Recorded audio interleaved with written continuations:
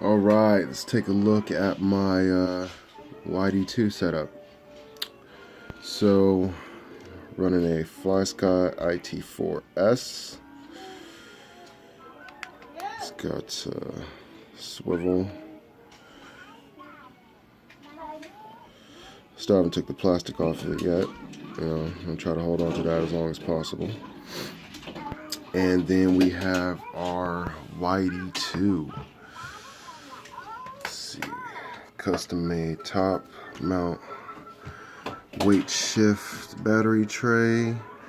We're running the full telemetry for the IT4S. So we have our RPM, we have our speed, we have our temp, and we have our voltage from the battery and the receiver.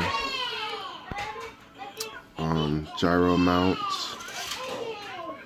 We're running the Bluetooth module for the FlySky Toro TS120A. Running a Savox digital cordless servo. Battery is a 5,000 volt long battery. Hopefully I'll move into short batteries soon. I figure I'm gonna pick up an 18th tooth pinion. I got the stock one in there right now. Probably gonna go to an 18 tooth when I hit the track in a couple days. We got the battery mounted to where our hookups are upside down. Cleaner look. I need to get some wire mesh so I can cut some of these wires down and make everything a lot cleaner than it is now, but it's the best I could do with it. Let's see, running TRF, special black coated dampers, front and rear. Stealth body mounts. Let's see, what else can we cover? We're running a Sky RC Aries Pro 10.5 turn, censored, brushless motor. What else did we forget? Did we forget anything?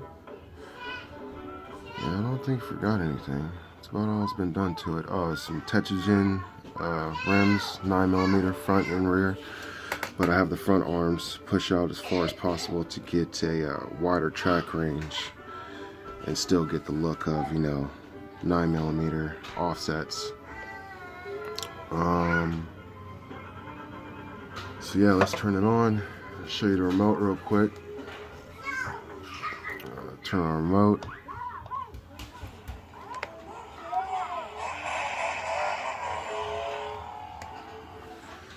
Alright, back up off that. It's a little bright there, ain't it? So, as you can see, we got our sensors right here. And you have your controls. Let's see if I can get that. There you go. There's throttle. Very smooth throttle control. I like it. Let's let go. Very smooth. As far as the steering goes, let's see. Let's get this one too.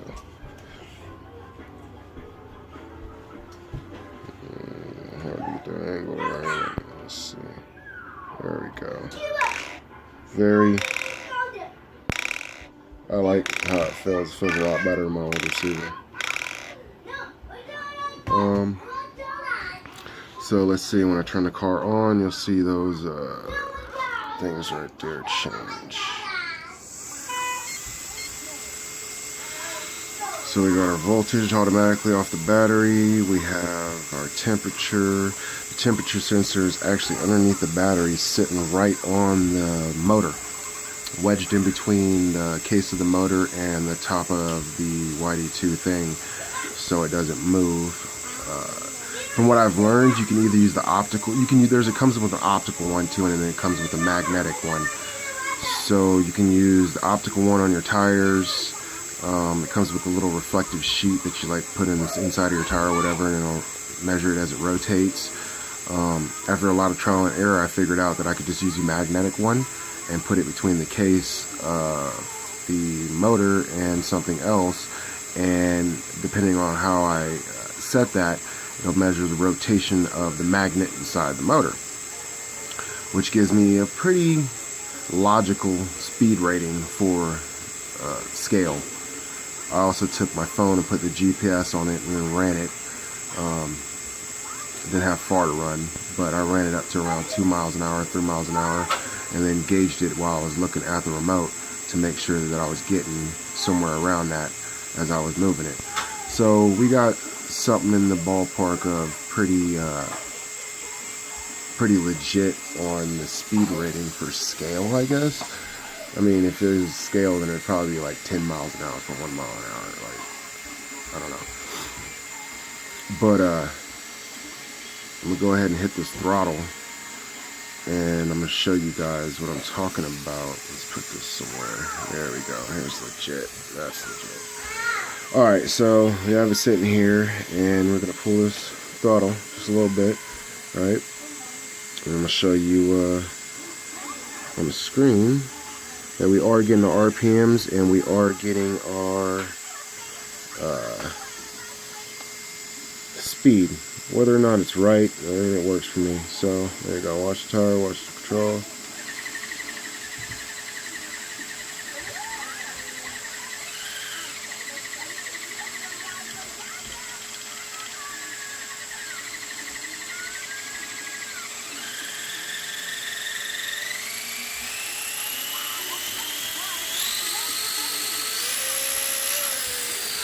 Hold on. Alright, let's hold that with my leg. There we go. Let's try this again. Alright.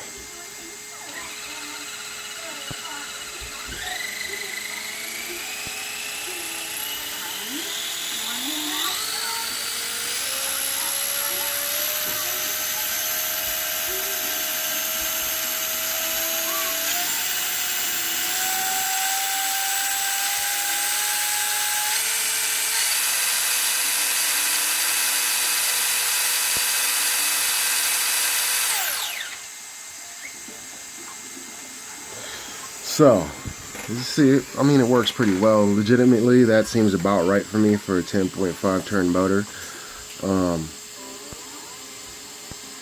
I really would like to put this sensor or some street tires, some really grabby street tires on here, and take it out on the road and see if I'm really getting 30 miles an hour. I figure that would be about right for a 10.5 turn motor. So let me show you what my settings are real quick on the sensor for the speed, so you can try it for yourself. It has a lot of different stuff in here. I mean, it's a really nice setup.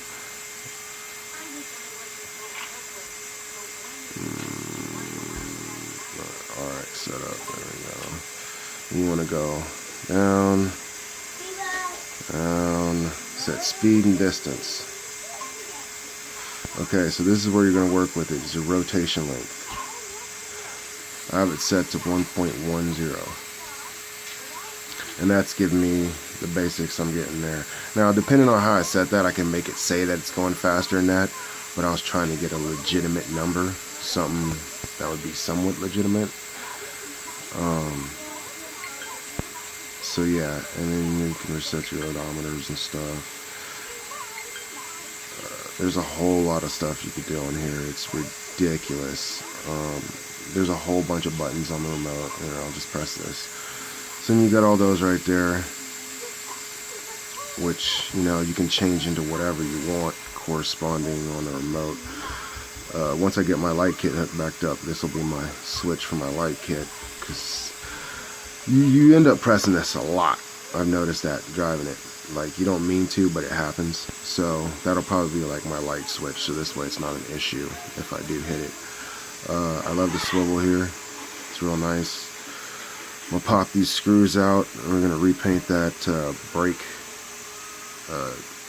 disc right there, a different color. Got a nice blue symbol. What else to cover? Let's see. On the top it shows you your TX and RX. Your TX is this right here, and your RX is what's inside the vehicle. Now there's a setting in there where you go in and you hook that up, because if you're running it straight off the battery, basically through the ESC or whatever, then you'll hook it up through that extended voltage, and it'll show you what your voltage is mainly on there. It's also another way to tell how low your battery is. And then your TX, that's going to be your remote right here, so how much charge you got left on there. Let's see here. Let's see. You got engine cuts, you got boat modes, you got displaying servos. I think that's one of the nicest things right there, is displaying your servos. That shows you how far your throw is going while you're doing it. So, you know, as I'm steering the car, let's see if I can get this together. Might be a little hard. Alright, so there we go. This channel 1. As I'm steering the car,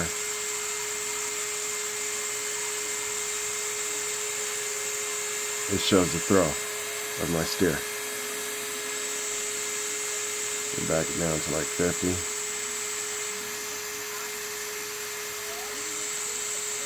So that's really nice in like setting up other things. It also does for multiple other channels, like channel 2 is going to be acceleration, so that'll show. That lets you know how far. And then you can run up to four servos. It'll allow you to mix them between. It'll allow you to run them together. There's a lot of stuff that you're able to do with this remote for the price range. You got multiple mixes, setup, race timers, brakes, throttles, spectrums, engine cuts. It's pretty nuts. Let's see here. Come on, let's go over. There we go. Alright, so then you got your throttle middles. That's a lot of stuff for gas-powered cars, ABS, gas-powered. You got the throttle curves, throttle exponentials, throttle curve. Slide that back and forth.